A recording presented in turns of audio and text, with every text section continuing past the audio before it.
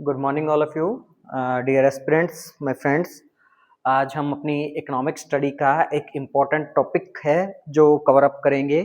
Basically हमने जो last video थी उसमें जर्नल एक डिस्कशन करा था इकोनॉमी और इकोनॉमिक्स के बारे में। आज हम उसको फर्दर एक्सटेंड करेंगे और इस टॉपिक को पढ़ाने का एक रेलिवेंस ये भी है अब यूपीएससी और स्टेट पीसीएस के लिए भी, क्योंकि रिसेंट टाइम में विद इन 20 आफ्टर 2022, 23, 24 यहाँ से कुछ डायरेक्ट क्वेश्चन बने हैं। इससे पहले इस यूनिट को शायद इतना नहीं पढ़ाया जा रहा था, क्योंकि और ये वैसे भी ये यूनिट जो है माइक्रो और मैक्रो इकोनॉमिक्स ये ज्यादा रेलिवेंट थी एकेडमिक लेवल पे, मतलब जो आपका ग्रेजुएशन यूजी पीजी और जो स्कूल लेवल है, 12th लेवल है, उसके लिए ये ज्यादा इंपॉर्टेंट थी। लेकिन इसका हाल ही में रेलिवेंस इसलिए भी बढ़ जाता है क्योंकि अब यूपीएससी थ्रू रूट्स जा रही है, मतलब यूपीएससी आपकी कॉन्सेप्चुअल नॉलेज चेक कर रहा है, तो जिसके कारण से ये चीजें आपको स्टार्टिंग से ही क्लियर होनी चाहिए। और इसी में हम ये यूनिट हम करेंगे, जिसके बाद में मैं आपसे कुछ पीवाईक्यू भी शेयर करूंगा जो रिसेंट टाइम में पूछे गए हैं, जिसके कारण से इस यूनिट का और भी रेलिवेंस बढ़ जाता है। So let's start. तो इंट्रोडक्शन टू इकोनॉमिक्स हमने इसमें थोड़ा सा ब्रीफ में किया था, लेकिन आज थोड़ा सा एक हम एक्सटेंडेड वे में करेंगे इसको। आज हम इसमें डिस्कस करेंगे मीनिंग एंड डेफिनेशन, या इसको अगर मैं हिंदी में, मेरे जो हिंदी माध्यम के जो साथी हैं जो देख रहे हैं उनके लिए प्लीज आप लोगों से हाथ जोड़ के रिक्वेस्ट है कि थोड़ा सा कोऑपरेट करें, क्योंकि पीपीटी बनाना इतना इजी नहीं होता कि बॉय लैंग्वेज में बना सके। लेकिन मैं साथ के साथ आप लोगों के लिए वर्डिंग जो है, शब्दावली है, टर्मिनोलॉजी है, वो साथ के साथ लिखता रहूंगा। हाँ, ये जरूर मैं आपको एंश्योर करता हूँ और प्रॉमिस भी करता हूँ, अगर रिस्पॉन्स अच्छा रहा अपने चैनल पे हिंदी माध्यम वालों का, तो हिंदी माध्यम वालों के लिए भी पीपीटी बाइलैंग्वेज करने की कोशिश करेंगे। उसमें थोड़ा सा टाइम जरूर लगेगा, लेकिन एफर्ट करेंगे। चाहे दिन का कंटेंट हमारा कम हो, लेकिन कंटेंट की ऑथेंटिसिटी और जो मटेरियल है वो ऐसा होगा हमारा कि आपको फालतू इधर उधर से परेशान होने की जरूरत नहीं होगी या कंफ्यूज होने की जरूरत नहीं होगी। टू द पॉइंट पढ़ेंगे, उसके बाद आप अपने जिन भी नोट्स से पढ़ेंगे या जिस भी स्टैंडर्ड बुक से पढ़ेंगे तो आपको वो बिल्कुल नया नहीं लगेगा, क्योंकि मैं यहाँ पे किसी एक एक्सपर्ट एजुकेटर की तरह आपको ये प्रॉमिस नहीं कर सकता कि भाई मेरा पढ़ने के बाद आपको कहीं जाने की जरूरत ही नहीं है, क्योंकि मेरा ना ही तो इतना बड़ा लेवल है कि मैं, और ना ही मैं अपने आप को इतना बड़ा दिखाना चाहता कि मैं बहुत बड़ा हूं। मैं जस्ट एक, मैंने पहली वीडियो में भी बताया था कि एक इनिशिएटिव जो है मेरे कुछ फ्रेंड्स के लिए लिया गया है, तो मेरा काम सिर्फ और सिर्फ कॉन्सेप्चुअल नॉलेज देना है और वही काम मैं करने जा रहा हूं। तो इसमें हम करेंगे अर्थ और परिभाषा।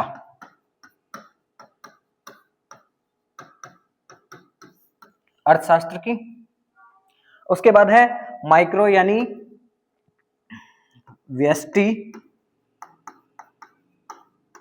एवं समष्टि अर्थशास्त्र, या आप इसको ऐसे भी समझ सकते हो कि ये सूक्ष्म है जो थोड़े लेवल पे काम करता है, और ये वृद्ध है यानी बड़े लेवल पे काम करने वाला। ठीक है, तो इन दोनों में माइक्रो और माइक्रो इकोनॉमिक्स में हम डिफरेंस पढ़ेंगे। उसके बाद माइक्रो इकोनॉमिक्स से कुछ कॉन्सेप्ट हैं हम इसमें डिस्कस करेंगे।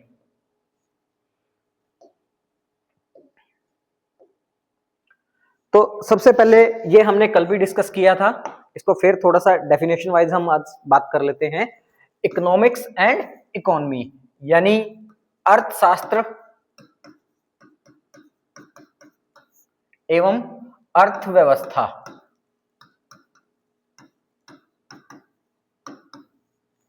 ठीक है, सबसे पहले हम डिस्कस करें इकोनॉमिक्स क्या है। Economics is the study of how individual and society use the limited resources to satisfy unlimited human wants.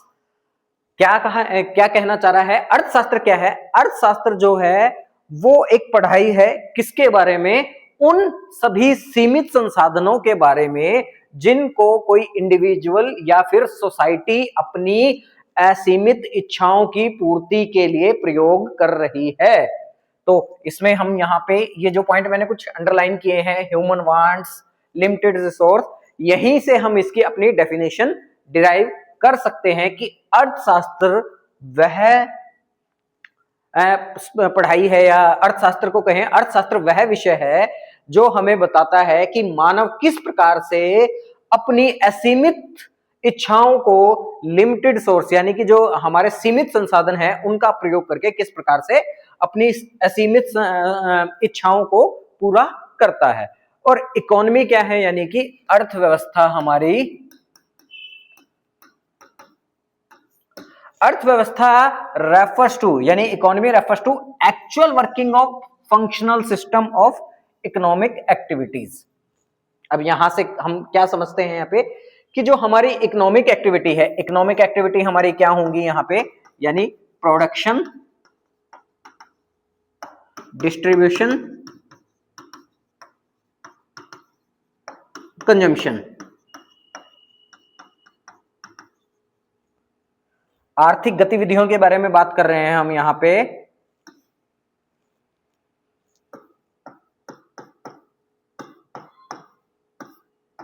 आर्थिक क्रियाएं, तो ये क्या होंगी हमारी आर्थिक क्रियाएं होंगी, उत्पादन करना, वितरण करना और उपभोग करना। ये हमारी सभी क्या हैं, आर्थिक क्रियाएं हैं कि किस प्रकार से ये आर्थिक क्रियाएं एक देश के भीतर चलती हैं। और we can say an economy is the system through which production, distribution and consumption of goods and services place in a country. वही बात जो हमने आम भाषा में कही है कि जो इकोनॉमिक एक्टिविटी है हमारी, इकोनॉमिक एक्टिविटी में क्या क्या आता है, हमारा प्रोडक्शन, डिस्ट्रीब्यूशन एंड कंजम्पशन किस प्रकार से एक देश के भीतर सर्कुलेट होता है, यानी कि किस चरण से, जैसे फर्स्ट आगे हम सर्कुलर फ्लो में पढ़ेंगे कि पहले प्रोडक्शन होगा, फिर प्रोडक्शन होने के बाद उसका डिस्ट्रीब्यूशन होगा, डिस्ट्रीब्यूशन के बाद वो इंडिविजुअल लेवल पर कंजम्पशन होगा या फर्दर रिप्रोसेस होगा। तो इसी प्रोसेस को चलते हुए जब ये चीजें हमने जो पढ़ी है कि सीमित संसाधनों को असीमित इच्छाओं की पूर्ति के लिए जब प्रयोग किया जाता है तो इसका प्रयोग ये तो होगी हमारी थ्योरेटिकल, यानी हम कहें कि हमने पढ़ लिया। लाइक अगर कोई एक काम दिया गया है आपको, या एक कंप्यूटर प्रोग्राम है, कंप्यूटर प्रोग्राम की पहले आपने कोडिंग पढ़ी कि ऐसे ऐसे करके ये कोड लिखना है, इसको इसमें सिंटैक्स डालना है, ये करना है, वो करना है। उसके बाद जब फाइनली हम उस प्रोग्राम को रन करते हैं और जो प्रैक्टिकल आउटपुट आता है वो है हमारी अर्थव्यवस्था।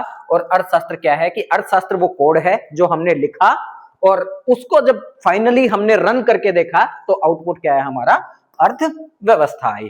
तो ये एक मोटा सा हम एग्जांपल समझ सकते हैं। और यूपीएससी लेवल पे, स्टेट पीसीएस लेवल पे हम इकोनॉमिक्स नहीं पढ़ते हैं, हम बात करते हैं इकोनॉमी की। और इकोनॉमी की बात करने का कारण यही है कि स्टेट पीसीएस या यूपीएससी के बाद जब आप एक एडमिनिस्ट्रेटिव पद पे जाते हैं, जहां पे एक जिम्मेवारी वाला पद है, जहां पे आपको प्लानिंग भी करनी है अपने डेवलपमेंट के लिए, तो वहां पे आपको जो फाइनेंशियल अफेयर्स हैं उनको भी मैनेज करना आना चाहिए। तो इसलिए हमें इकोनॉमिक्स पढ़ने की यहाँ जरूरत होती है, क्योंकि बहुत सारे एस्पिरेंट्स का क्वेश्चन आता है कि इकोनॉमिक्स हमें पढ़नी ही क्यों है, हम छोड़ सकते हैं। छोड़ने को तो कुछ भी छोड़ा जा सकता है, लेकिन अगर आप उस जिम्मेवारी के पद पे पहुंच रहे हैं, आप जाते हैं, पदासीन होते हैं उस पे, तो वहां से फिर आप अपना पल्ला नहीं झाड़ सकते कि भाई मैं तो ये नहीं करूंगा या मैंने तो इकोनॉमिक्स पढ़ी नहीं थी। वहां आपके पास ये आंसर नहीं होगा। आगे बढ़े हम। अब यहां से बात आती है इकोनॉमिक्स की ब्रांचेस के बारे में, या कहें श्रेणियों के बारे में। इकोनॉमिक्स को मोटे तौर पे दो ब्रांचों में या दो श्रेणियों में बांटा जाता है। एक है आपका माइक्रो इकोनॉमिक्स और दूसरा है मैक्रो इकोनॉमिक्स, जो हमने पहले भी बात करी थी कि व्यष्टि अर्थशास्त्र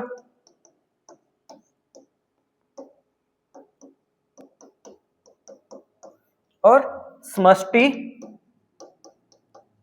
अर्थशास्त्र।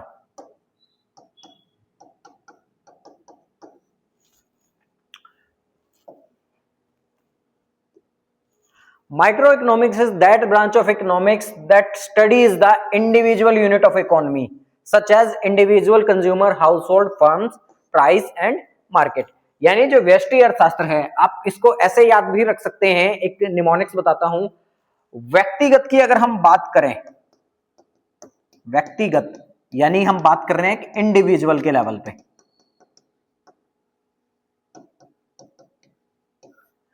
तो व्यक्ति और व्यष्टि same like sound like same, तो आपको ये कंफ्यूजन ना रहे कि माइक्रो बड़ा है या माइक्रो एक के बारे में बात करता है या होल के बारे में बात कर रहा है, तो आप इसे यहां से भी आप काउंटर कर सकते हैं कि व्यक्ति की, अगर व्यक्तिगत की बात करें, व्यक्तिगत का मतलब है कि मैं मेरे अकेले के बारे में बात कर रहा हूं, तो अकेले के बारे में बात कर रहा हूं तो मैं बात कर रहा हूं माइक्रो इकोनॉमिक्स की। इसमें हम क्या करेंगे कि किसी एक फर्म के बारे में या किसी एक हाउस होल्ड के बारे में या एक उपभोक्ता के बारे में जो उसके डिसीजन होंगे कि किस प्रकार से वो अपने अनलिमिटेड डिमांड्स को, अनलिमिटेड वांट्स को कंप्लीट करता है, जो हमारे सिक्योर रिसोर्सेज हैं, यानी कि सीमित संसाधनों को प्रयोग करके किस प्रकार से अपनी असीमित इच्छाओं को पूरी करता है। तो ये हम स्टडी करते हैं माइक्रो इकोनॉमिक्स में। जैसे इसमें हम कुछ जो वेरिएबल्स हैं वो स्टडी करते हैं, demand and supply of a commodity, किसी एक वस्तु की मांग या आपूर्ति, प्राइस ऑफ अ फर्म, किसी एक मैन्युफैक्चरिंग यूनिट द्वारा या किसी एक उद्योग द्वारा जो भी लागत होती है या उसका जो भी मूल्य निर्धारण किया जाता है। और इसमें हम एक और बात है इंपॉर्टेंट वेरिएबल हम डिस्कस करते हैं, वो है कंज्यूमर बिहेवियर, यानी उपभोक्ता बर्ताव कह लो या उपभोक्ता का किस प्रकार से पेश आता है। अब बात करें हम मैक्रो इकोनॉमिक्स की, यानी कि यहां से भी हम याद कर सकते हैं समष्ट, यानी समस्त, सभी का। जब हम इन्हीं, यानी कि कॉन्सेप्ट हमारा वही है, चीजें वही चल रही हैं कि लिमिटेड जो रिसोर्सेज हैं उनको अनलिमिटेड वांट्स के अगेंस्ट हम कैसे प्लेस कर रहे हैं, या लिमिटेड रिसोर्सेज को हम अनलिमिटेड डिमांड्स के अकॉर्डिंग कैसे यूटिलाइज कर रहे हैं। बस जब उसको ही हम इकोनॉमी एज अ होल, यानी पूरे देश के एक स्तर पर, पूरी अर्थव्यवस्था के एक स्तर पर बात करते हैं, तो ये हम बात कर रहे हैं आपकी मैक्रो इकोनॉमिक्स के अंदर। और इसमें कुछ इंपॉर्टेंट एग्रीगेट्स की जिसके बारे में हम बात करते हैं, जैसे नेशनल इनकम, यानी कि राष्ट्रीय आय। यहाँ पे एक उपभोक्ता की आय या एक ग्राहक की आय के बारे में बात नहीं कर रहे हैं, हम यहाँ पे पूरे देश की आय के बारे में बात कर रहे हैं। हमारे देश में अलग अलग सेक्टर हैं जो हम आगे डिस्कस करेंगे कि प्राइमरी सेक्टर क्या है, सेकेंडरी सेक्टर क्या है। तब उन सबसे मिला के जो हमें आय होती है, जिसको हम जीडीपी कहते हैं, जीडीपी के नाम से जानते हैं, वो सब हम इसमें पढ़ते हैं। उसके बाद है एम्प्लॉयमेंट, यानी कि रोजगारी का लेवल क्या है, इकोनॉमिक ग्रोथ क्या है, डेवलपमेंट क्या है, ओवरऑल प्राइस लेवल क्या है। एग्जाम्पल में हम यहाँ बड़े कॉमन से एग्जाम्पल लिए हैं हमने, अनएम्प्लॉयमेंट रेट, यानी कि बेरोजगारी की दर क्या है देश के अंदर, इन्फ्लेशन यानी कि महंगाई क्या है, GDP, economic growth of a country, की हमारे देश है जो वैश्विक अर्थव्यवस्था में कहाँ पे स्टैंड करती है। जैसे अभी अगर अब रिसेंट सिनेरियो की बात करूं तो भारतीय अर्थव्यवस्था जो है, इंडियन इकोनॉमी जो है, वो स्टैंड कर रही है वर्ल्ड की 4th लार्जेस्ट इकोनॉमी पे। अब हमसे ऊपर जो रह गए हैं वो मोटा मोटी तौर पे रशिया, चाइना और यूएसए ही रह गए हैं। तो उसके बाद हम चौथे नंबर पे एग्जिस्ट कर रहे हैं। अभी हमने रिसेंट टाइम में ब्रिटिश इकोनॉमी को, यानी इंग्लैंड की अर्थव्यवस्था को पीछे छोड़ के हम आगे बढ़ गए हैं। मे बी फैक्ट रॉन्ग हो सकता है, फैक्ट आप चेक कर लीजिए। बस मुझे ये श्योर है कि अब इंडिया 4th रैंक पे है, कि ब्रिटेन को पीछे छोड़ा है, जापान को पीछे छोड़ा है। I am not that sure. Macro economics और माइक्रो इकोनॉमिक्स के बीच में जो डिफरेंशिएट करने का श्रेय जाता है, या इस टर्म को कॉइन करने का जो श्रेय जाता है, वो जाता है रैगनर फ्रिक्स, एक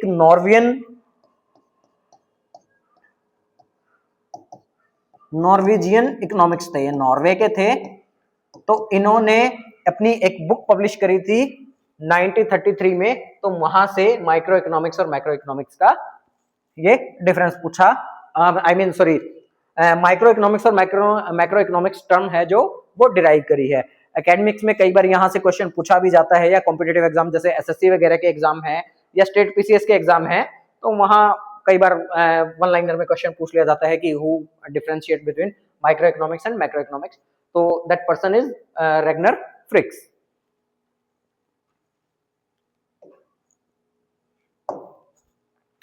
उसके बाद आते हैं हम क्लासिफिकेशन ऑफ इकोनॉमीज पे, यानी अर्थव्यवस्था का प्रकार कह लो, यहाँ पे प्रकार ही लिखेंगे या बंटवारा कह सकते हैं।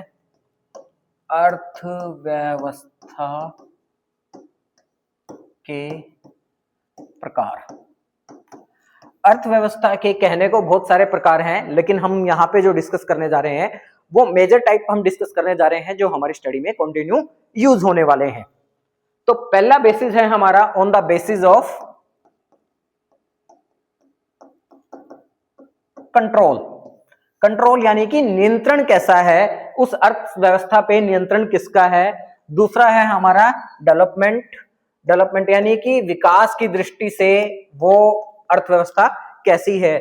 On the basis of control हमने आगे फर्दर तीन कैटेगरी में, तीन सब कैटेगरी में इसको डिवाइड किया है, जिसमें आती है हमारी कैपिटलिस्टिक, सोशलिस्टिक और मिक्स्ड इकोनॉमी, यानी पूंजीवादी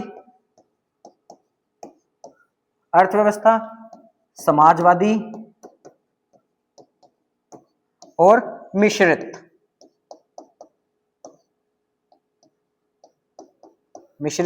अर्थव्यवस्था।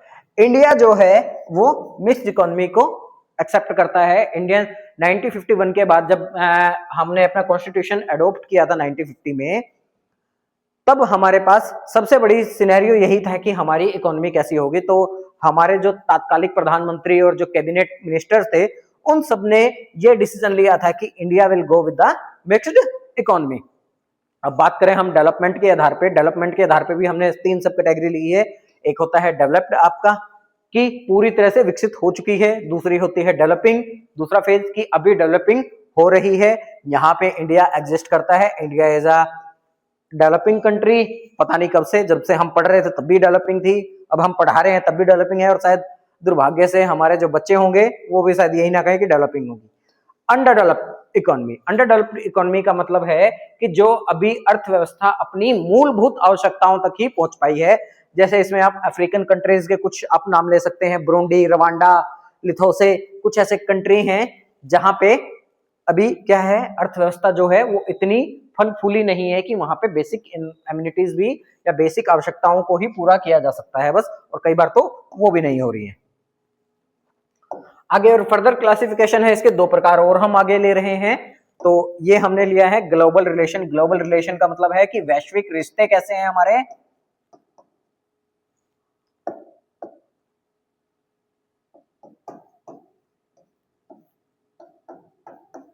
वैश्विक रिश्ते या संबंध कह सकते हैं हम इनको, ज्यादा शुद्ध शब्द रहेगा। और क्षेत्र सेक्टर को हम कहते हैं क्षेत्र। ग्लोबल रिलेशन के बेसिस पे हमारे पास इकोनॉमी के दो टाइप हैं, एक है ओपन इकोनॉमी, एक है क्लोज्ड इकोनॉमी, यानी खुली अर्थव्यवस्था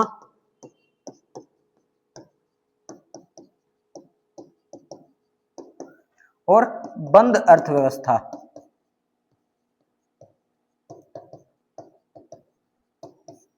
अब यहां पे मेजर हम डिफरेंस चले कि खुली और बंद, ऐसा नहीं है कि हमने दरवाजा खोल दिया और हमने दरवाजा बंद कर दिया। अर्थव्यवस्था जो है वो कोई मकान नहीं है कि जहां पे हमने अगर दरवाजा खोल दिया तो खुली अर्थव्यवस्था होगी और बंद कर दिया तो बंद अर्थव्यवस्था होगी। यहाँ पे ग्लोबल रिलेशन के सिनेरियो में, यानी वैश्विक संबंध के सिनेरियो में, हम क्लोज और ओपन इकोनॉमी का एग्जाम्पल को इस तरह से समझ सकते हैं। सपोज कीजिए आप लोगों को पता है कि जब ब्रिटिशर छोड़ के गए 1947 में, जब इंडिया इंडिपेंडेंट हुआ, आजाद हुआ, तो उस टाइम पे हमारे देश की अर्थव्यवस्था की हालत बहुत ज्यादा बुरी हालात में थी, क्योंकि ब्रिटिशर ने लगभग 200 साल की स्लेवरी में हमारी अर्थव्यवस्था का जो है पूरी तरह निचोड़ के, हमारा सारा पैसा ले लाके वो लोग यहां से जब चले गए थे, तो हमारी अर्थव्यवस्था बिल्कुल ही मरी गिरी हालत में थी। तो इस कंडीशन में जो हमारे इकोनॉमिक्स थे और जो तात्कालिक लीडर्स थे हमारे, लीडर्स थे, तो उनके दिमाग में बहुत सारी चीजें चल रही थी, और वो उन बहुत सारी चीजों में एक चीज ये भी थी कि अपनी अर्थव्यवस्था को कैसे सुधारा जाए। अब अर्थव्यवस्था को सुधारने के लिए हमने बहुत सारे स्टेप लिए, जिनको आगे जाके हम फर्दर डिस्कस भी करेंगे अगले कुछ आने वाले चैप्टर्स में। तो उन जो डिसीजन को लेके हमने क्या किया, हमने जो रेस्ट ऑफ द वर्ल्ड था हमारा, यानी अन्य देशों के साथ हमने अपने संबंध है, यानी कि व्यापारिक संबंध, अन्य देशों के साथ व्यापारिक संबंध जो थे हमने खत्म कर लिए। अब खत्म कर देने का मतलब ये नहीं था कि बिल्कुल ही हमें कोई नहीं जानता है, हम किसी को नहीं जानते। उससे पहले आप लोगों को थोड़ा सा अगर मैं हिस्ट्री की तरफ लेके जाऊं, तो आप लोगों ने पढ़ा होगा कि एंशिएंट टाइम में ही हमारा ईरान, इराक, पर्शिया और मैसेडोनिया के साथ हमारा ट्रेड होता था। इधर चाइना के साथ भी हम सिल्क का इंपोर्ट एक्सपोर्ट करते थे। तो ये जो था ये हमारा ग्लोबल ट्रेड था। लेकिन आफ्टर इंडिपेंडेंस हमने इन सभी कंट्रीज के साथ ट्रेड करना बंद कर दिया था, और हम एक बिल्कुल आइसोलेटेड कंडीशन में आने लगे थे। तो इसी को कहते हैं, जब हमारे व्यापारिक संबंध किसी और देश के साथ नहीं हो रहे होते हैं तो इसको हम कहते हैं क्लोज्ड इकोनॉमी, यानी कि बंद अर्थव्यवस्था। अब इसके अपोजिट अगर हम बात करें, ओपन इकोनॉमी क्या है? ओपन इकोनॉमी की बात करें कि जब 1991 में न्यू इकोनॉमिक पॉलिसी आई,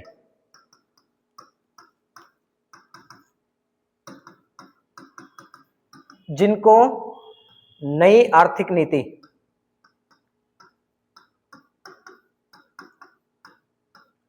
1991, जिसको मनमोहन राय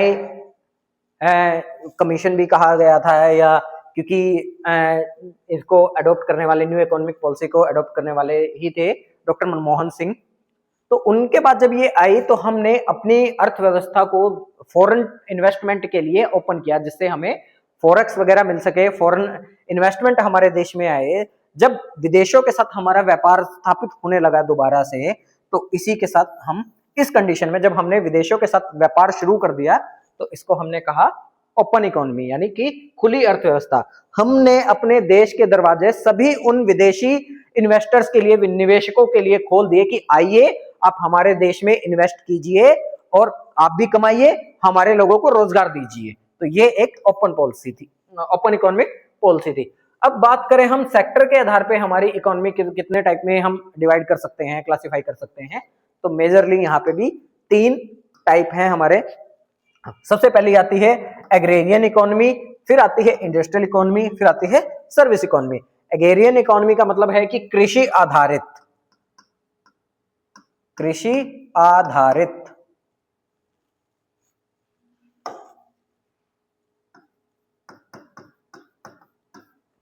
इंडस्ट्री से है उद्योग आधारित,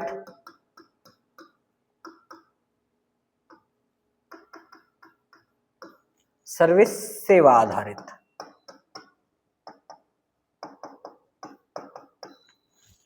अर्थव्यवस्था, आगे हम इनको थोड़ा सा और फर्दर हम अगर एक्सपेंड करें, कृषि आधारित वो होगी जहां पे मेजॉरिटी ऑफ पॉपुलेशन, यानी कि देश की 1/3 से ज्यादा जनसंख्या जो है वो क्या काम कर रही होगी, खेतीबाड़ी के काम में इन्वॉल्व होगी। और हम सभी जानते हैं कि इंडिया में प्रेजेंट सिनेरियो में भी आफ्टर इंडिपेंडेंस लगभग कंडीशन हमारी क्या थी, 60% से ज्यादा जो लोग थे हमारे वो एग्रीकल्चर पे डिपेंड कर रहे थे। उसके बाद आती है इंडस्ट्रियल इकोनॉमी। इंडस्ट्रियल इकोनॉमी में जैसे हमारे उद्योग धंधे जो है पूरी तरह फ्लरिश होते हैं, पूरी तरह एस्टेब्लिश होते हैं, जो हमारी अर्थव्यवस्था में ज्यादा कंट्रीब्यूट करते हैं। तो इसका एग्जांपल हम दैट टाइम जब हम आजाद हुए थे तो ब्रिटेन जो था वो एक इंडस्ट्री आधारित अर्थव्यवस्था था, क्योंकि उसके उद्योगीकरण के बाद ही कंडीशन ऐसी बनी थी कि उन्होंने मार्केट के रूप में इंडिया को चुना। और उसके बाद बात करते हैं हम सर्विस इंडस्ट्री की। सर्विस इंडस्ट्री में जो कि हमारी सेवा आधारित है। इस प्रेजेंट सिनेरियो में हम देख सकते हैं कि इंडिया जो है वो एक सर्विस डिपेंडेंट इकोनॉमी बनता जा रहा है, क्योंकि हमारे जो बजट होता है या जो हमारी अर्निंग होती है, नेशनल इनकम है यानी राष्ट्रीय आय है, उसमें जो मोटा हिस्सा है यानी कि मेजोरिटी जो पार्ट कंट्रीब्यूशन है वो सर्विस सेक्टर से है हमारा।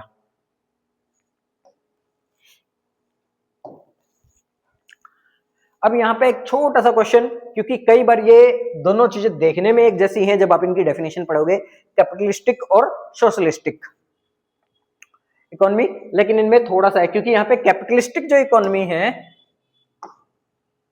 कैपिटलिस्टिक और सोशलिस्टिक इकोनॉमी के बीच में हमने डिफरेंस यहाँ पे करना है। कैपिटलिस्टिक इकोनॉमी वो है जहां पे मीन्स एंड प्रोडक्शन जो है वो बेसिकली किसी इंडिविजुअल के हैंड में होते हैं। मतलब कि आपका जो फैक्टर ऑफ प्रोडक्शन है, फैक्टर ऑफ प्रोडक्शन के बारे में हमने जब बात करी थी, लैंड, लेबर, कैपिटल और एंटरप्रेन्योर, यानी कि भूमि, श्रम, पूंजी और उद्यमिता, जो ये हमारे 4 फैक्टर ऑफ प्रोडक्शन है। जब ये किसी प्राइवेट के हाथ में हो या किसी एक इंडिविजुअल के हाथ में हो और उसका मुख्य उद्देश्य क्या है, सिर्फ और सिर्फ प्रॉफिट कमाना, यहाँ पे गवर्नमेंट का आपका कोई कंट्रीब्यूशन या कोई इंटरफेरेंस यहाँ पे नहीं होगा। मतलब हम अगर एक लाइन में मैं समझाना चाहूं लेमैन लैंग्वेज में, आम आदमी की भाषा में, तो कैपिटलिस्टिक इकोनॉमी वो इकोनॉमी है जहां पे आपका रिसोर्सेज जो है, फैक्टर ऑफ प्रोडक्शन के जो रिसोर्सेज हैं वो कुछ लोगों, सीमित लोगों के हाथ में हैं उनका उद्देश्य केवल और केवल लाभ कमाना है और यहाँ पे गवर्नमेंट का कोई हस्तक्षेप नहीं होता है। जैसे कि यूएस इकोनॉमी की हम बात कर लें, यूएस इकोनॉमी में अगर आप यूनाइटेड स्टेट्स ऑफ अमेरिका में देखेंगे, जो भी इन्वेस्टर हैं, जो भी प्रोड्यूसर हैं, जैसे फॉर एग्जांपल एक एप्पल आईफोन का आप एग्जांपल ले सकते हो, एप्पल को कहाँ प्लांट लगाना है, कितना क्या प्रोडक्शन करना है, किस रेट पे बेचना है, इस पे गवर्नमेंट का कोई कंट्रोल नहीं है totally. On the other hand अगर हम सोशलिज्म इकोनॉमी की या सोशलिस्ट इकोनॉमी की बात करते हैं, तो यहाँ पे जो प्रोडक्शन क्या है, प्रोडक्शन जो भी किया जाएगा वो किसके लिए किया जाएगा, कम्युनिटी बेस्ड पे किया जाएगा, यानी कि सर्वसाधारण के लिए किया जाएगा। और क्या ध्यान रखा जाएगा, इक्विटेबल डिस्ट्रीब्यूशन ऑफ रिसोर्सेज, यानी सभी को जो है समान वितरण किया जाए। और ऐसी कंडीशन में आप अब आइडिया लगा सकते हैं कि जहां पे सबके लिए प्रोडक्शन किया जा रहा है और सबको समान वितरण हो, तो वहां पे गवर्नमेंट का रोल कितना क्रुशियल हो जाता है, क्योंकि आप और मैं चाहकर भी ये चीजें नहीं ला सकते अनटिल अनलेस गवर्नमेंट इसमें हस्तक्षेप ना करे। और यही जब कानून बन जाता है, गवर्नमेंट कानून बना के ही ऐसा कर सकती है ना, तो गवर्नमेंट जब कानून बना के करेगी तो सभी के लिए किया जाएगा। इसका एग्जांपल है हम यूएसएसआर, जिसको सोवियत यूनियन बोला जाता था, 1991 से पहले जो रशिया था वो सोवियत यूनियन कहलाता था। तो इसमें आपने देखा होगा, अगर जानते हैं, याद रिकॉल कर पा रहे हैं, तो मार्क्सवादी जो विचारधारा थी, मार्क्सिज्म जो था, वो सोशलिज्म को ही प्रमोट करता था कि देश के जो रिसोर्सेज हैं, देश के जो संसाधन हैं, उस पर कुछ लोगों का अधिकार नहीं हो सकता, वो सबके लिए है, और किसी के पास ज्यादा है तो उसको उससे लेकर दूसरे को दिया जाना चाहिए। बात करें हम मिक्स्ड इकोनॉमी की, यानी कि मिश्रित अर्थव्यवस्था की, जो हमारे देश में प्रचलित है। अब हमने प्राइवेट इकोनॉमी भी सोशलिस्टिक भी पढ़ लिया और हमने और कैपिटलिस्टिक भी पढ़ लिया। अब इंडिया ने बीच का रास्ता निकाला था कि हम दोनों के ही जो अच्छी चीजें हैं हम सिर्फ उन्हीं को फॉलो करेंगे। तो बेसिकली क्या है, इसमें पब्लिक सेक्टर है यहाँ पे, जो कि मतलब गवर्नमेंट जो है वो डिसीजन मेकर है फॉर पब्लिक सेक्टर, यानी कि जो सर्व जन के लिए कार्य करना है, जैसे कि हेल्थ रिलेटेड फैसिलिटी है, एजुकेशन रिलेटेड फैसिलिटी है, और जो आपकी पब्लिक ट्रांसपोर्ट रिलेटेड फैसिलिटी है, उनका डिसीजन कौन लेता है, उनका डिसीजन लेती है गवर्नमेंट आपकी, उनका डिसीजन ले रही है गवर्नमेंट। और जो कुछ प्राइवेट इंडस्ट्री है, जैसे कि कहाँ नहीं फैक्ट्री लगानी है, किस चीज का प्रोडक्शन करना है, तो उसका डिसीजन लिया जा रहा है इंडिविजुअल या फिर इंडस्ट्रियलिस्ट्स के हाथ में। यहां से एक लाइन में हम अगर निकालना चाहें तो combination of public and private sector unit incorporate the government involvement in the market based economy, right, government and private both exist, यानी कि ऐसी एक सिचुएशन, ऐसी एक स्थिति जहां पे सरकार और प्राइवेट प्लेयर्स, यानी कि निजी कंपनियां दोनों एक साथ काम कर रही हैं और सरकार का उनके ऊपर कंट्रोल है एक सीमित लिमिट तक, यानी एक सीमित दायरे तक कह सकते हैं आप उसको, दायरे तक अगर गवर्नमेंट का उनके ऊपर कंट्रोल है तो ऐसी अर्थव्यवस्था को हम कहेंगे मिक्स्ड इकोनॉमी, यानी कि मिश्रित अर्थव्यवस्था।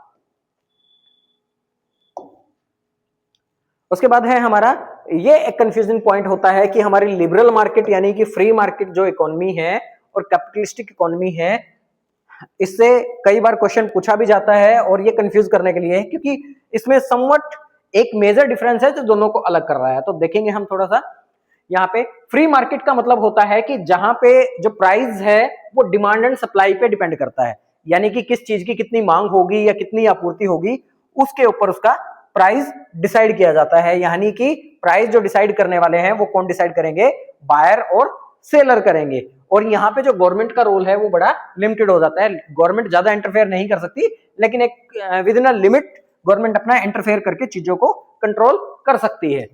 जैसे for example India post 1991 reforms, यानी कि नई आर्थिक नीति आने के बाद हमने प्राइवेट कंपनियों को अलाउ किया, फॉरेन कंपनियों को अलाउ किया, और हमने जो सरकार ने इनके बीच में हस्तक्षेप को है बहुत हद तक कम कर दिया।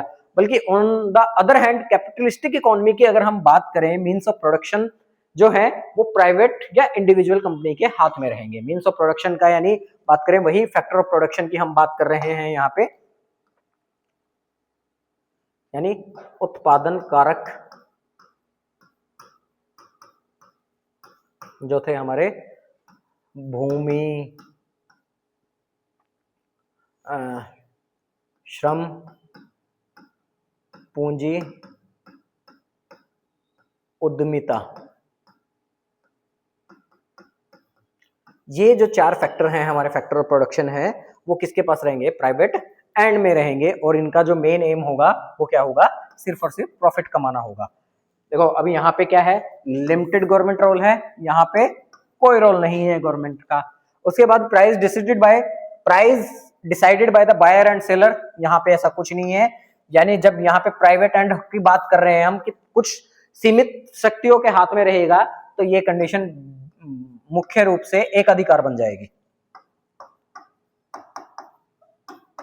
कि किसी पर किसी का कोई कंट्रोल नहीं है, जो करेंगे खुद करेंगे।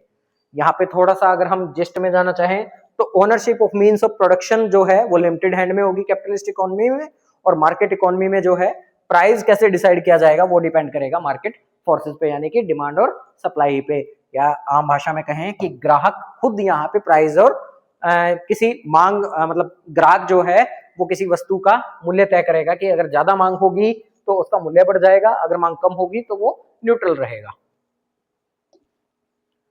उसके बाद बात करें हम इकोनॉमी के सेक्टर्स के बारे में, सेक्टर इन इंडियन इकोनॉमी, ये हमने पहले भी पढ़ा है इनडायरेक्ट वे में कि प्राइमरी सेक्टर, सेकेंडरी सेक्टर और टेरिटरी सेक्टर, ये किसी भी अर्थव्यवस्था के तीन मुख्य रूप से सेक्टर या क्षेत्र कहते हैं। और इसी के दम पे हमने सेक्टरल इकोनॉमी को जब डिफाइन किया था तो इसको हम कह सकते हैं कृषि आधारित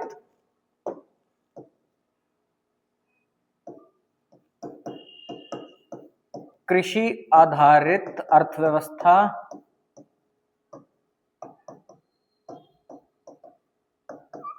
उद्योग आधारित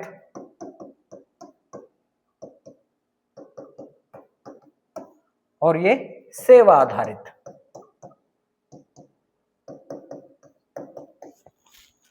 ठीक है, अब प्राइमरी सेक्टर क्या है? Primary sector basically extraction of natural resources, यानी कि प्राथमिक क्षेत्र जो वह क्षेत्र है जो मुख्य रूप से प्राकृतिक संसाधनों की एक्सट्रैक्शन के साथ काम करता है, यानी प्राकृतिक संसाधनों पे मुख्य रूप से प्राकृतिक संसाधनों का उत्पादन करता है या प्राकृतिक संसाधनों का प्रयोग करके उत्पादन करता है। जैसे agriculture allied activity, agriculture and allied activity में आप कह सकते हो कि देखो हम खेती करेंगे, अनाज उगाएंगे या चावल उगाएंगे तो किसका यूज कर रहे हैं? लैंड रिसोर्सेज का यूज कर रहे हैं जो कि नेचुरल रिसोर्स है। अलाइड एक्टिविटी में इसके साथ हम पशुपालन कर लेते हैं, यानी जो डेयरी फार्मिंग और जो काम कर रहे हैं हम साथ में, देखो पशुओं को खिलाने के लिए जो आपको ग्रीन ग्रास चाहिएगा वो कहां से आएगा? वो लैंड से ही आएगा। इसीलिए एग्रीकल्चर एंड अलाइड एक्टिविटी जो आती है वो प्राइमरी सेक्टर में आती है। उसके बाद आती है फॉरेस्ट्री। फॉरेस्ट्री है कि वन बसाना, जहां से बाद में हमें टिम्बर्स मिलते हैं, टिम्बर वुड मिलती है या और जो है मेडिसिनल वुड मिलती है। क्वेरिंग होता है खुदाई करना, मतलब एक्सप्लोरेशन का कार्य है जहां से आप डीप एक्सट्रैक्शन करके आप निकालते हो। उसके बाद फिशरीज है, यानी मछली पालन, माइनिंग है जैसे कोल माइनिंग है धनबाद में हमारे, डेयरी फार्मिंग भी इनडायरेक्टली इसी के ऊपर डिपेंड करता है क्योंकि नेचुरल रिसोर्सेज का यानी ग्रीन ग्रास वगैरह का और जो भी फॉडर वगैरह है वो हमें लैंड से ही मिलना है। उसके बाद आते हैं हम सेकेंडरी सेक्टर में, यानी कि द्वितीयक क्षेत्र में, जहां पे transform of raw material into final product. अब देखो रॉ मटेरियल कहां से आया, इसको आप एक लेमन लैंग्वेज में समझ सकते हैं कि जो प्राइमरी सेक्टर है वो बेसिकली आपको रॉ मटेरियल भी दे रहा है, यानी कच्चा सामान जो है वो कहां से आ रहा है? प्राइमरी सेक्टर से आ रहा है। कच्चा सामान यहां से यहां जा रहा है और यहां पे क्या होगा? उसका मैन्युफैक्चरिंग सेक्टर है, यानी कि आपका उसको कच्चे माल का प्रयोग करके उसको पक्के माल में यानी फाइनल गुड्स में बदलेंगे। जैसे कंस्ट्रक्शन और प्रोसेसिंग इसका एग्जांपल है, या और भी ले सकते हो सेकेंडरी जो मैन्युफैक्चरिंग करते हैं। जैसे सपोज करो कि कोई भी मोबाइल बनाने वाली कंपनी है, मोबाइल बनाने के लिए उसको यूज करना जो भी नेचुरल क्या बोलते हैं मेटल्स यूज किए हैं। मेटल्स कहाँ से हैं? मेटल ऐसा तो है नहीं कि हमने लैब में मेटल्स बनाए हैं, मेटल को एक्सट्रैक्ट किया होगा तभी मोबाइल फोन में यूज किए होंगे। लाइक पीसीबी बोर्ड है जो मोबाइल का, उस पर बहुत सारे अपने कंपोनेंट देखे होंगे कॉपर के या गोल्ड के, तो वो कहां से आ रहा है? वो एक्सट्रैक्शन से आ रहा है। उसके बाद हमारा सेवा आधारित यानी कि टर्टियरी सेक्टर, जिसको हम सेवा क्षेत्र भी कहते हैं, तो वो क्या करता है? प्रोवाइड सर्विसेज, यानी कि इनटेंजिबल प्रोडक्ट। अगर इनटेंजिबल प्रोडक्ट की बात करी है यानी अदृश्य उत्पाद की बात करी जा रही है तो वो बेसिकली सर्विसेज की बात यानी कि सेवाओं की बात करी जा रही है। इसमें आते हैं हमारा बैंकिंग, ट्रांसपोर्टेशन, लीगल या मेडिकल सर्विसेज। अब ये क्यों जरूरी है? ये इन दोनों सेक्टरों को चलाने के लिए जरूरी है। अब सपोज करो आपने कोई चीज मैन्युफैक्चर करी है, एग्जांपल ले लेते हैं कि एग्रीकल्चर के बाद हमने अनाज ही पैदा किया था। अब अनाज हम घर में तो रखेंगे नहीं, मार्केट में, मंडी में बेचने के लिए जाएंगे। अब बेचने के लिए हमें क्या चाहिए? ट्रांसपोर्टेशन सर्विसेज चाहिए। बेसिक से ट्रैक्टर ट्रैली आपका है, लेकिन ट्रैक्टर ट्रैली भी तो कहीं से परचेज करोगे ही, या अगर जिनके पास ट्रैक्टर ट्रॉली नहीं है तो वो किसी से वो ट्रांसपोर्ट सर्विस लेंगे। तो जो इस तीसरे सेक्टर में यानी तीसरे क्षेत्र में आके काम कर रहे हैं वो सारे एसोसिएट होंगे टेरिटरी सेक्टर से, और ये सेक्टर इन दोनों को ही हेल्प करेगा। अब बैंकिंग का एक एग्जांपल हम ले सकते हैं कि आपकी कोई प्रोडक्शन यूनिट है, मान लो आप मोबाइल बनाने की ही कंपनी हो, आपको पैसे की जरूरत पड़े, कहाँ जाओगे? बैंक के पास जाओगे, तो बैंक आपको पैसा देगा। ठीक है, यहां तक क्लियर है मैं समझता हूं।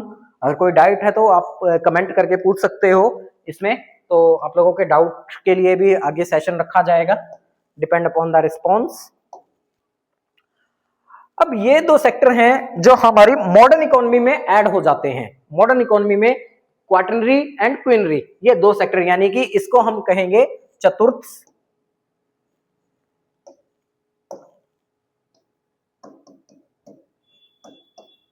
क्षेत्र, और ये है हमारा पंचम क्षेत्र। इनको भी समझ लेते हैं।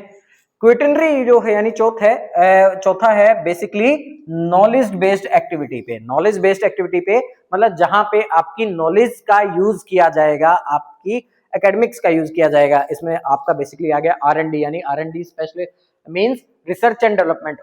रिसर्च एंड डेवलपमेंट का आप ये समझ सकते हो कि किसी चीज के बारे में आपने रिसर्च किया और कोई नई चीज आपने उत्पादन की है। जैसे साइंटिस्ट जो होते हैं हमारे, वो कोई अगर नया प्रिंसिपल या नया कोई डिस्कवरी करते हैं तो उस पर प्रॉपर R&D किया जाता है।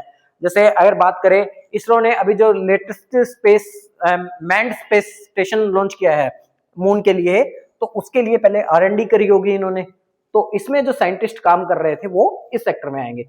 उसके बाद जो कल्चरल रिसर्च हमारे होते हैं, या कल्चरल की प्रिजर्वेशन जो होती है, या कल्चरल जो पास ऑन होता है, तो हमें नहीं पता कि हमारे पूर्वज कैसे थे, उनका वो पास ऑन हुआ होगा हमारी पिछली जनरेशन को, हमारी पिछली जनरेशन ने हमें बताया।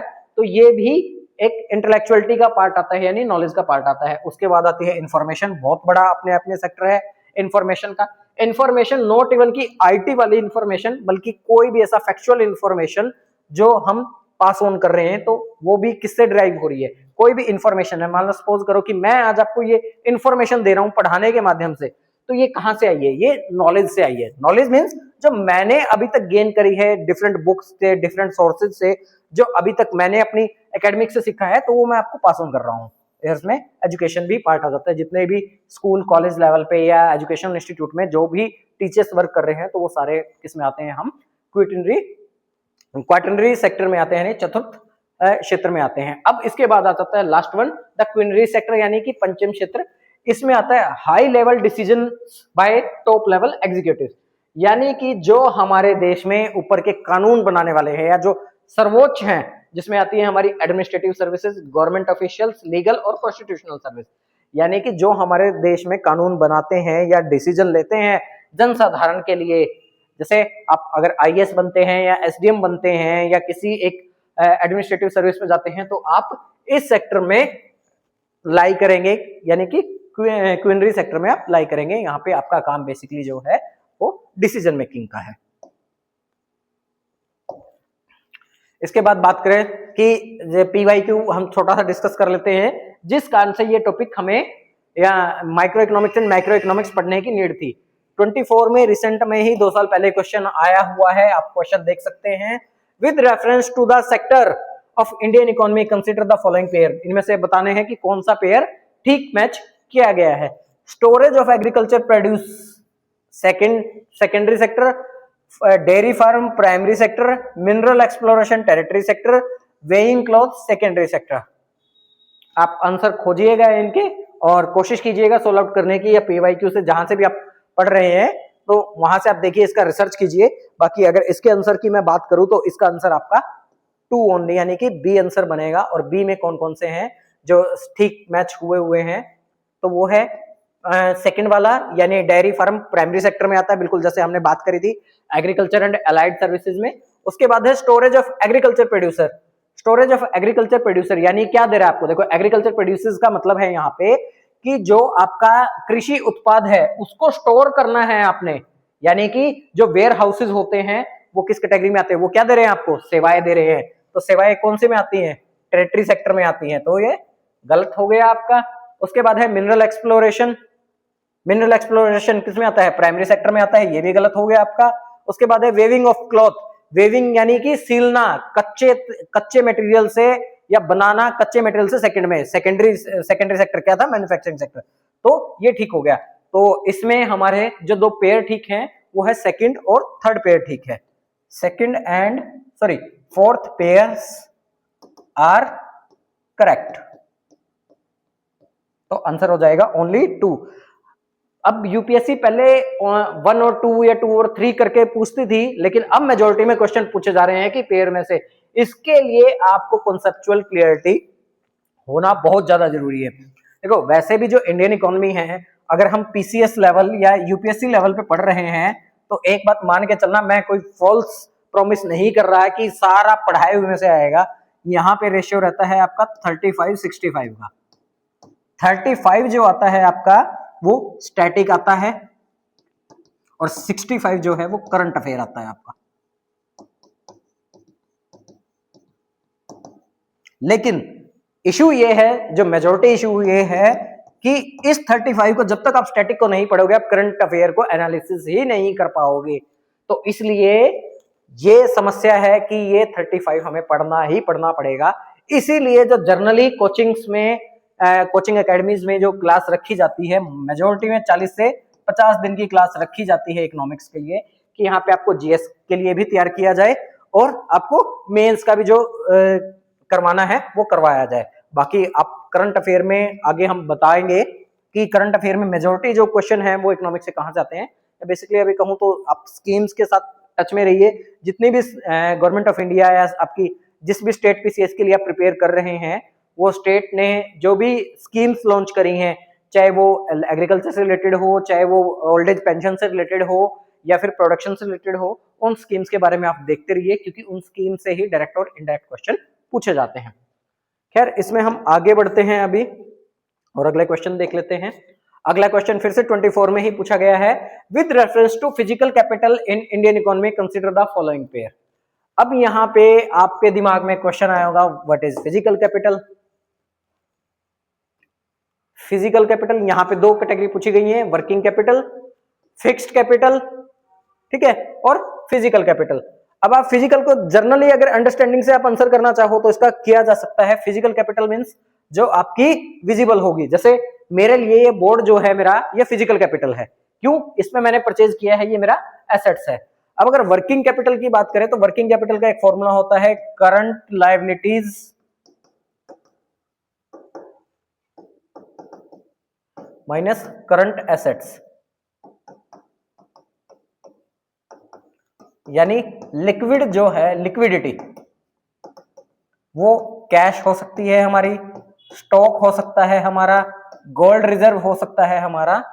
तो ये जो चीजें हैं ये हमारी किस में आएंगी, ये आएंगी हमारी वर्किंग कैपिटल में, मतलब जो कि हमें डे टू डे में अपने डेली अफेयर करने के लिए हमें जिनकी जरूरत पड़ती है। तो इस क्वेश्चन को आप देखिए, इसमें फार्मर प्लग्स वर्किंग कैपिटल है, बिल्कुल सही है। जो फार्मर के पास जो हल है उसका, उससे वो काम कर रहा है ना, कंप्यूटर जो है वो फिक्स्ड कैपिटल है, बिल्कुल सही है कैपिटल है। Unused by the weavers, fixed capital. क्या ऊन जो है इसके द्वारा यूज की गई वो फिक्स्ड कैपिटल हो सकती है उसकी? और पेट्रोल जो है क्या वर्किंग कैपिटल हो सकती है? इसके बारे में सोचिए। इसका आंसर मैं अभी नहीं बता रहा, ऐसा नहीं है, आता नहीं है, लेकिन मैं आप लोगों के ऊपर छोड़ रहा हूं। मैंने हिंट दे दी है आपकी, यहां से आप इसका आंसर डिराइव कर सकते हैं। एक क्वेश्चन और देख लेते हैं इसमें। Which of the following activity constitute the real sector of economy? अब यहां से एक और नया कॉन्सेप्ट डेवलप करना पड़ेगा। रियल सेक्टर पढ़ हम चुके हैं, बस थोड़ा सा आपको ब्रीफ कर देता हूं। रियल सेक्टर का मतलब है यानी वास्तविक क्षेत्र का मतलब है वह क्षेत्र जो वास्तव में उत्पादन कर रहा है।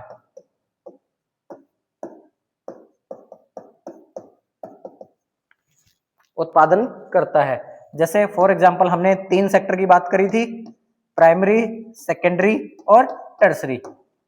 ये था जो हमारा प्राइमरी सेक्टर किस पे बेस्ड है, एग्रीकल्चर पे बेस्ड था। दूसरा किस पे था, मैन्युफैक्चरिंग पे था। तीसरा किस पे था, सर्विस पे था। अब ये जब तीनों सेक्टर हैं, ये आपका गुड्स या सर्विसेज का प्रोडक्शन कर रहे हैं, तो ये तीनों ही हमारे रियल सेक्टर कहलाएंगे। इन तीनों को ही हम रियल सेक्टर कहते हैं, क्योंकि ये क्या कर रहे हैं, एग्रीकल्चर से भी प्रोडक्शन हो रहा है, मैन्युफैक्चरिंग से भी प्रोडक्शन हो रहा है और सर्विसेज से भी प्रोडक्शन हो रहा है। तो अब यहाँ पे देख लेते हैं, farmer harvesting there crops, textile mills converting raw cotton in fabrics, a commercial bank lending money to trading company, a corporate body issuing rupees denominated bonds overseas। अब थोड़ा सा दिमाग लगाना और आपको आंसर इसका मिल जाएगा कि इसमें से क्या आंसर होगा। देखो वैसे आप इसको एलिमिनेशन टेक्निक से भी कर सकते हो, तो आप कोशिश करोगे तो वो हो जाएगा, ठीक है। नहीं, बाकी इनके आंसर मैं 2 दिन बाद आपको कमेंट में दे दूंगा, कमेंट सेक्शन में मैं इनके आंसर अपलोड कर दूंगा। Thanks for now. अगर किसी का कोई डाउट है इसके बाद तो फील फ्री टू राइट। बाकी जैसा होगा, आप लोगों के रिस्पॉन्स के ऊपर चीजें डिपेंड करती हैं। आगे आप लोगों का रिस्पॉन्स ही मुझे मोटिवेट करेगा आगे और बेटर करने के लिए। बाकी कुछ अगर कमी रहती है तो आप मुझे जरूर बताएं। Your feedback is always valuable. Thanks from my side. Thank you for today's session.